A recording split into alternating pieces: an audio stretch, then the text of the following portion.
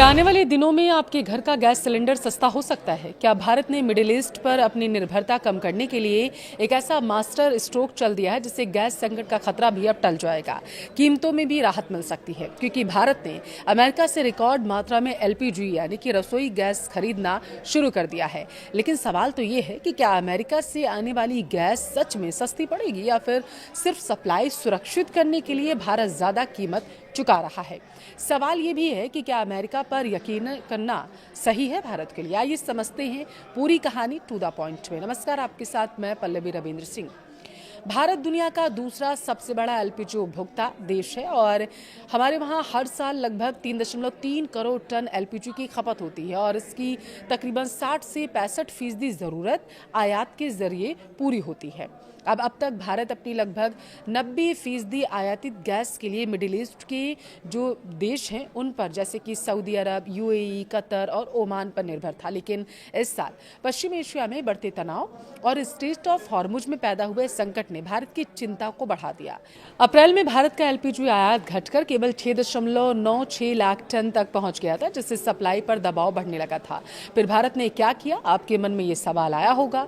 तो मैं आपको बता दूं कि भारत सरकार और तेल कंपनियों आईओसी, बीपीसीएल और एचपीसीएल ने पहले से ही अमेरिका के साथ 22 लाख टन एलपीजी आयात का समझौता कर लिया था। लेकिन जैसे ही मिडिल ईस्ट में हालात बिगड़े, भारत ने स्पॉट मार्केट से भी, बताया जा रहा है, भारी मात्रा में अमेरिकी एलपीजी खरीदना शुरू कर दिया था।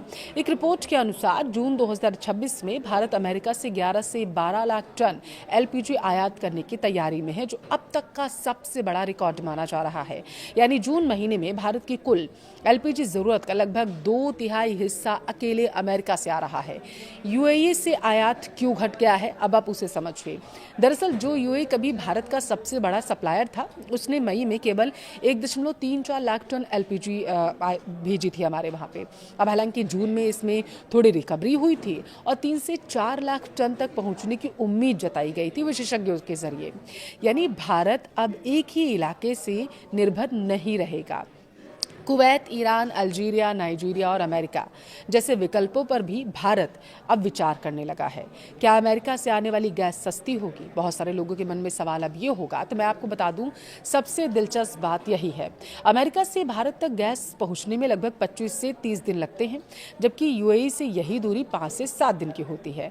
इतनी लंबी दूरी की वजह से शिपिंग कॉस्ट भी ज्यादा होगी। यानी अमेरिका से आने वाली कई रिपोर्ट्स के मुताबिक भारत ने सप्लाई बनाए रखने के लिए ऊंचे प्रीमियम पर भी गैस खरीदना शुरू कर दिया है। मतलब सरकार की पहली प्राथमिकता कीमत नहीं, बल्कि घर घर गैस की उपलब्धता बनी रहे, क्राइसिस ना हो, ये है। अब आपके मन में सवाल आ रहा होगा कि क्या सिलेंडर सस्ता होगा? तो इसका जवाब थोड़ा जटिल है। अगर मिडिल ईस्ट में तनाव कम होता है, हॉर्मुज जल डमरूमध्य सामान तरीके से खुलता रहता है और यूएई, सऊदी अरब और कतर से सप्लाई फिर बढ़ती है, तो वैश्विक एलपीजी कीमतों में गिरावट आ जाएगी और इसका फायदा भारत में भी देखने को मिलेगा। लेकिन अगर युद्ध या तनाव बढ़ता है तो कीमतों में फिर से तेजी हमें देखने को मिलेगी। इसलिए फिलहाल यह कहना तो जल्दबाजी होगी कि घरेलू गैस सिलेंडर तुरंत सस्ता होने वाला है। सरकार ने और क्या कदम उठाया है, आपको वो बताती हूँ। सरकार ने रिफाइनरों को घरेलू एलपीजी उत्पादन बढ़ाने का निर्देश दिया। घरेलू उपभोक्ताओं को प्राथमिकता दी जा रही है और पाइप्ड नेचुरल गैस यानी कि पीएनजी नेटवर्क का भी तेजी से विस्तार किया जा रहा है। लोगों से कहा भी जा रहा है कि आप पीएनजी का ज़्यादा इस्तेमाल करिए और गैस सिलेंडर पर अपनी निर्भरता कम करिए। देखिए, इन उपायों के कारण एलपीजी की खपत में 15 से 20% तक की कमी आने की भी बात सामने आई है। इस पूरे घटनाक्रम ने भारत को एक सबक दिया। अगर कोई देश अपनी ऊर्जा जरूरतों के लिए सिर्फ एक क्षेत्र पर निर्भर रहेगा तो युद्ध या संकट की स्थिति में पूरी व्यवस्था प्रभावित हो सकती है।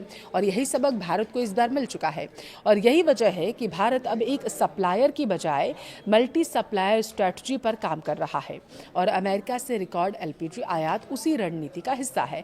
एक्सपर्ट्स का कहना है कि भारत पहले से ही अमेरिका से ऊर्जा आयात बढ़ाने की योजना बना रहा था ताकि दोनों देशों के बीच व्यापार संतुलन जो है वो बेहतर बन सके। लेकिन मध्य पूर्व संकट ने इस प्रक्रिया को और तेज कर दिया। भारतीय रिफाइनरियों ने अमेरिका से स्पॉट मार्केट में ऊंची कीमतों पर भी एलपीजी खरीदा है क्योंकि सरकार की प्राथमिकता देश में घरेलू गैस सिलेंडर की सप्लाई को प्रभावित होने से बचाना था। अब देखिए, दिलचस्प बात तो ये है कि भारत ने केवल आयात पर निर्भर रहने के बजाय घरेलू स्तर पर भी कदम उठाना शुरू कर दिया है। रिफाइनरों को ज्यादा एलपीजी उत्पादन के लिए कहा गया। घरेलू उपभोक्ताओं को प्राथमिकता दी गई है कि पाइप्ड गैस कनेक्शन के विस्तार को तेज किया जाए, यानी कि पीएनजी को। और इन प्रयासों के कारण एलपीजी की खपत में 15 से 20% तक की कमी भी देखने को मिली है। रिपोर्ट्स तो यही दावा कर रहे हैं।